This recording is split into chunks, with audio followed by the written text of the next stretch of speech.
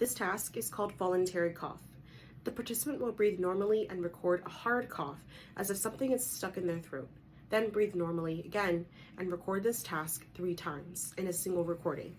This task detects any signs of respiratory issues, such as a weak cough and wheezing, which are heard in pulmonary and/or neuromuscular diseases.